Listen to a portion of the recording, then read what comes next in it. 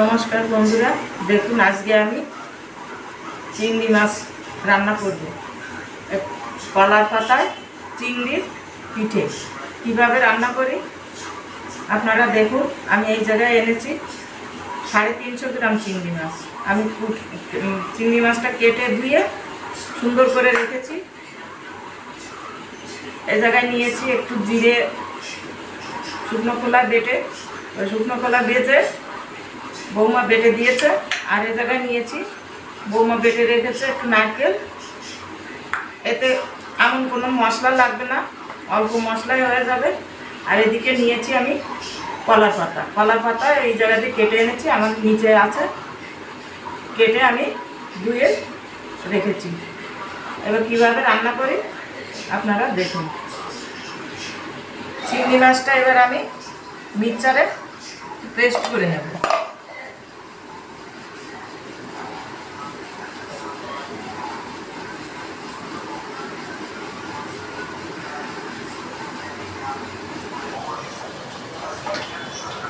দেখুন চিংড়ি মাছটা পেস্ট করা হয়ে গেছে। আমি দিয়ে দিচ্ছি নারকেল বাটাটা,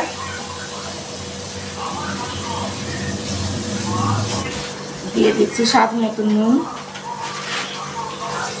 দিচ্ছি একটু হলুদ গুঁড়ো, দিচ্ছি সর্ষের তেল।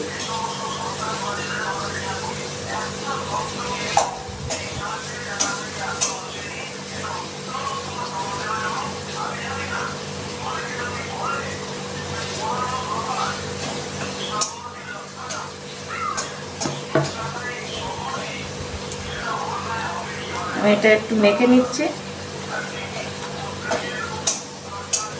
এবার দিচ্ছি আমি জিরে, ভাজা জিরের গুঁড়ো, দিচ্ছি আমি একটু চিনি,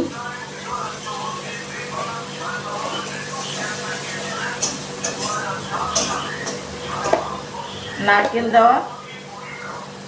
আর তারপরে নাম হচ্ছে চিংড়ি পিঠে, তাই আমি একটু চিনি বেশি দিচ্ছি। নারকেল দিয়ে কিছু রান্না করতে গেলে একটু চিনি দিলে তাহলে স্বাদটা একটু বাড়ে। এবার আমি হাত দিয়ে অল্প একটু জল দিয়ে দিচ্ছি।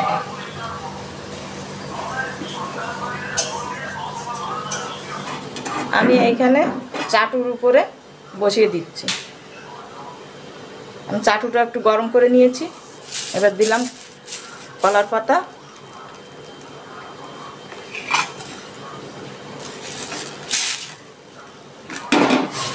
এবার আমি চিংড়ি মাছটা কলার পাতার উপরে এইভাবে দিয়ে দিচ্ছি।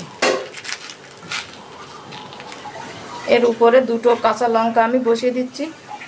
কাঁচা লঙ্কাটা আমি একটু ফেড়ে নিয়েছি, কাঁচা পাকা লঙ্কা। এবার দিয়ে দিচ্ছি এর উপরে আর একটু সর্ষের তেল।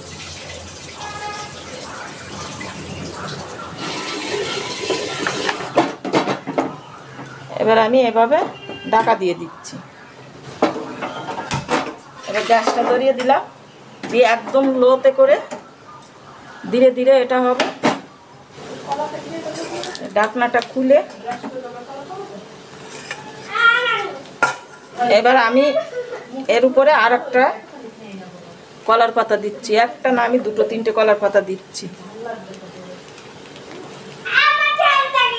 আমি এটা এখন একটু উল্টে দেব। আমি একটা প্লেট নিলাম, দেখুন কেকের মতন হয়ে এসছে।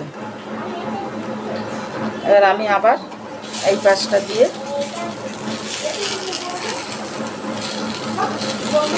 আবার আমি ঢাকা দিয়ে আরো 5-7 মিনিট রেখে দেব।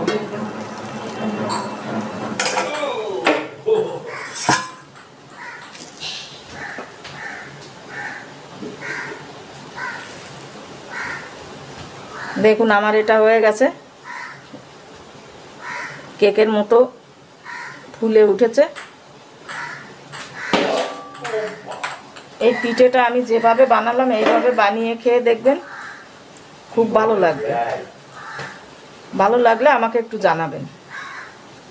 আমার এটা হয়ে গেছে, আমি গ্যাসটা অফ করে দিচ্ছি।